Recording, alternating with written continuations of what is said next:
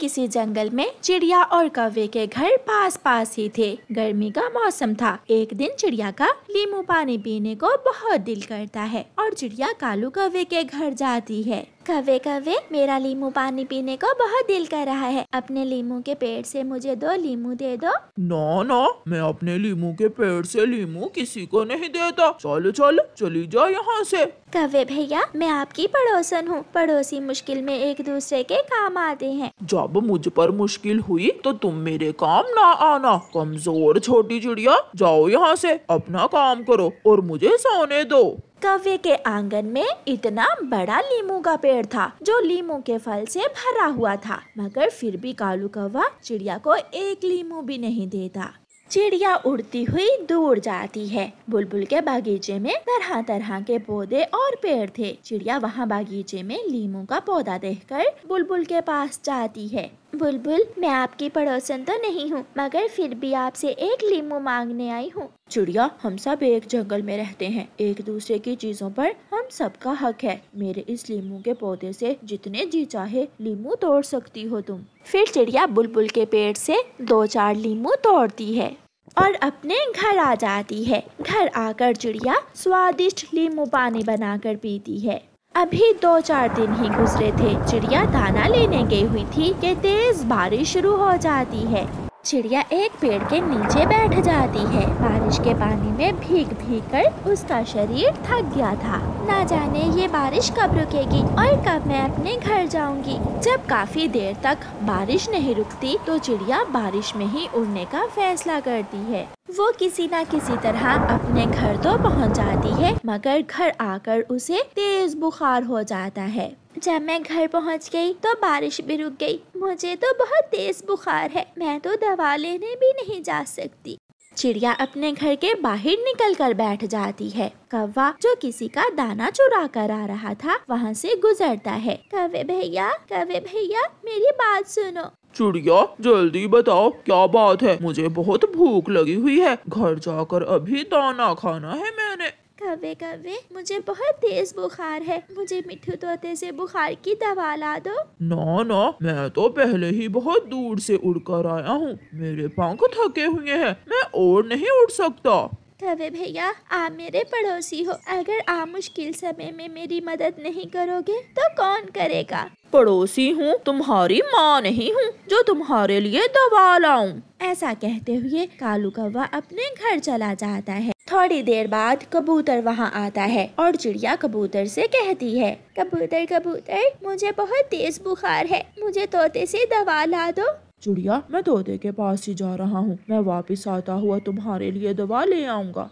शाम के बाद चिड़िया अपने घर में अपने घोंसले में लेटी हुई थी कि कबूतर चिड़िया के लिए दवा लेकर आ जाता है। चिड़िया बहुत खुश होती है। कबूतर भैया, मैंने सोचा है अब मैं भी यहाँ नहीं रहूंगी। मेरा पड़ोसी कालू कौवा बहुत बुरा है, दुख सुख में मेरा साथ नहीं देता। मैं किसी और जगह जाकर अपना घोंसला बना लूंगी। हाँ चिड़िया, ये कौवे होते ही ऐसे हैं, ये कभी किसी की मदद नहीं करते। चिड़िया ठीक हो जाती है और चिड़िया अपना सामान बांधकर वहाँ से जाने की तैयारी कर रही थी कि चिड़िया को कौवे की आवाज सुनाई देती है। मेरी मदद करो, कोई मेरी मदद करे, मुझे तेज बुखार है। कौवे की आवाज सुनकर चिड़िया कौवे के घर जाती है। कौवे, क्या हुआ, क्यों शोर मचा रहे हो? चिड़िया चिड़िया, मुझे बहुत तेज बुखार है, मेरे शरीर में इतनी ताकत भी नहीं कि मैं दवा ला सकूं। क्या मैं बिना दवा खाए ही मर जाऊंगा? नहीं कौवे, मैं तुम्हें मरने नहीं दूंगी, क्योंकि मैं तुम्हारी पड़ोसन हूँ। मैं मुश्किल समय में तुम्हारी मदद करूंगी। चिड़िया जल्दी से उड़ती हुई तोते डॉक्टर के पास जाती है और बुखार की दवा ले आती है। चिड़िया दवा के 2 कतरे कौवे के मुंह में डाल देती है। कौवे, मैं तो यहाँ से जा रही हूँ, क्योंकि तुम्हारे जैसे पड़ोसी के साथ रहना बहुत मुश्किल है। थोड़ी देर बाद दवा का असर होता है और कौवा ठीक हो जाता है। मुझे चिड़िया को रोकना होगा, अगर आज चिड़िया ना आती तो मैं घर में ही मर जाता। कौवा जल्दी से चिड़िया के पास जाता है और चिड़िया से उसका सामान पकड़ लेता है। कौवे भैया, मेरा सामान मुझे दो, मैं यहाँ से बहुत दूर जा रही हूँ। चिड़िया चिड़िया मुझे माफ कर दो। आज मुझे एहसास हुआ है कि अच्छे पड़ोसी बहुत जरूरी होते हैं। अगर तुम न आती तो अब तक मैं मर गया होता। आज से हम दोनों मुश्किल समय में एक दूसरे की मदद किया करेंगे। फिर चिड़िया मान जाती है। कौवा और चिड़िया अच्छे पड़ोसी बनकर एक दूसरे के पास पास रहने लगते हैं। मिठू तोते के घोंसले से हर रोज भोजन चोरी हो जाता था। मिठू तोता बहुत परेशान था। मैं सारा दिन मेहनत से भोजन इकट्ठा करती हूँ। उस चोर ने भी मेरा ही घोंसला देख लिया है। हर रोज मेरा भोजन चुरा कर ले जाता है, मगर अब मैं ऐसा नहीं होने दूंगा। मिठू तोता बुलबुल के पास जाता है। बुलबुल बुलबुल, मुझे कोई ऐसी दवा दो जिससे पेट में दर्द हो। बुलबुल हंसने लग जाती है। पेट में दर्द रोकने वाली दवा तो सभी लेने आते हैं, मगर मिठू तुम पेट में दर्द करने वाली दवा लेने आई हो। मैं तंग आ गया हूँ उस चोर से। एक दिन नहीं, हर दिन ही मेरे घोंसले से भोजन चोरी हो जाता है। कालू जी, वो मोटी चोंच वाला ऐसे ऐसे मुंह खोल कर सोता है। वो तो सोया हुआ ऐसे होता है जैसे मरा हुआ हो। मैं निश्चिंत होकर उसका भोजन खाती हूँ और उसे पता ही नहीं चलता। मैंने तुम्हें पिछले दिन भी मना किया था। जिस दिन पकड़ी गई तो वो अपनी तेज चोंच से तुम्हारे पंख ही काट देगा। वो दिन कभी नहीं आएगा। जितना भी शोर हो वो तो ऐसे सोता है कि उठता ही नहीं। आज रात मिठू तोते ने भी अपना जाल बिछा दिया था। मिठू तोते ने पके हुए आम पर बुलबुल से लाई हुई दवा लगाकर उसे घोंसले के पास रख दिया था। अब जो भी ये आम खाएगा सारी जिंदगी याद रखेगा कि किसी के घोंसले से भोजन चोरी नहीं करते। मिठू तोता झूठ मूठ की आंखें बंद करके सो जाता है। गोरी कौवी काली जरूर थी, मगर चांदनी रात में वो दूर से ही नजर आ रही थी। मोटी चोंच वाला कैसे सोया हुआ है, कितना बुरा लगता है जब ये ऐसे बंदर की तरह मुंह खोलकर सोता है। आज तो पका हुआ आम लाया है मोटी चोंच वाला। मिठू भी एक आंख खोलकर गोरी कौवी को देख लेता है। गोरी मजे मजे से मिठू का आम खा लेती है। पेट तो भर गया, अब घर जाकर आराम से सोती हूँ। गोरी अपने घर चली जाती है। आराम से? तू आज नहीं सोने वाली काली कौवी, अब आएगा तुझे चोरी का मजा। गोरी कौवी अभी घर पहुँची ही थी कि उसके पेट में दर्द शुरू हो जाता है। आम तो मीठा था, फिर मेरे पेट में दर्द क्यों शुरू हो गई है?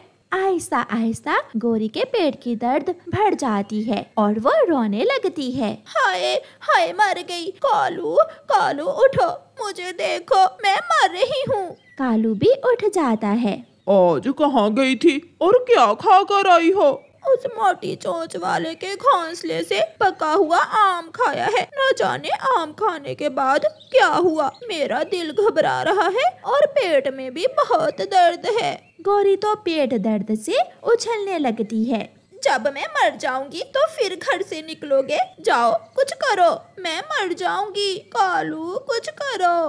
अब तुम ही बताओ मैं क्या करूं? चिड़िया के पास जाओ और पेट दर्द की दवा पूछ कर आओ। कालू अपने घर से निकलता है और चिड़िया के दरवाजे पर दस्तक देता है। चिड़िया जल्दी दरवाजा खोलो। चिड़िया घर से बाहर आती है। कौवे भैया, क्या हुआ? आप इतने घबराए हुए क्यों हो? गोरी के पेट में बहुत दर्द है, क्या तुम्हारे पास पेट दर्द की दवा है? नहीं कालू भैया, मेरे पास तो दवा नहीं है, मगर उसने खाया क्या है? एक पका हुआ आम खाया है। आम खाने से तो पेट में दर्द नहीं होता। सुबह हो जाती है, मगर गोरी तो पेट दर्द से मर रही थी। गोरी अपने घर के बाहर बैठी हुई थी। कभी वो इधर जाती तो कभी उधर। कालू भी आ जाता है। नहीं है, चिड़िया के पास भी दवा नहीं है और बुलबुल भी घर में नहीं है। तो क्या मैं मर जाऊंगी? गोरी, अब तोते को सच बताना होगा। तोता ही बताएगा कि उस आम में ऐसी क्या बात थी जिसे खाकर तुम्हारे पेट में दर्द शुरू हो गया। कालू, जाओ एक बार उस मोटी चोंच वाले तोते से पूछ कर आओ। फिर कालू कौवा तोते के पास जाता है। तोता दूर से ही कालू कौवे को आता हुआ देखकर हंसने लग जाता है। रोज चोरी, अब रो रही होगी तुम्हारी पत्नी। मैंने भी आज उसे ऐसी सजा दी है कि सारी उम्र याद रखेगी। तोते वो मर जाएगी, वो दर्द से रो रही है। प्लीज बता दो तुमने आम पर क्या लगाया हुआ था। नहीं बताऊंगा, पहले उससे कहो मुझसे आकर माफी मांगे और दोबारा मेरा भोजन ना चोरी करने का वादा करे, फिर देखूंगा। कालू जल्दी जल्दी से घर जाता है। मुझे पहले ही शक था, वो तोता इतना भी पागल नहीं है। उसने आम पर कुछ लगाया हुआ था जिसे खाने से तुम्हारे पेट में दर्द शुरू हो गया। कालू अब मैं कैसे ठीक होंगी, प्लीज मुझे बचा लो। वो कहता है कि गौरी आकर मुझसे माफी मांगेगी तो फिर ही मैं बताऊंगा कि उसके पेट का दर्द कैसे दूर होगा। मुझे ले जाओ, मैं पाँव पकड़ लूंगी अपने तोते भैया के। फिर कालू कौवा गौरी को साथ ले जाता है। तोते मेरे सुंदर भाई, अपनी बहन गौरी को बचा लो, मैं दर्द से मर रही हूँ। नहीं नहीं, मैं तो मोटी चोंच वाला हूँ और मैं मुंह खोलकर ऐसे सोता हूँ जैसे बंदर सोता है। मैंने जो कहा जो किया मुझे माफ कर दो, मैं पाँव पकड़ती हूँ तुम्हारे, बस एक बार मुझे माफ कर दो, मैं दोबारा कभी चोरी नहीं करूँगी। फिर तोता गौरी से कहता है, लो अपना मुंह खोलो। गौरी मुंह खोलती है और तोता पेट का दर्द रोकने वाली दवा के 2 कतरे गौरी के मुंह में डाल देता है, जिससे गौरी के पेट का दर्द रुक जाता है। गौरी अब घर चलो और फिर कभी चोरी ना करना। तोते भाई दोबारा दर्द तो नहीं होगा, अगर चोरी नहीं करोगी तो कभी नहीं होगा। फिर गौरी कौवी अपने घर चली जाती है और आइंदा से चोरी ना करने का वादा करती है।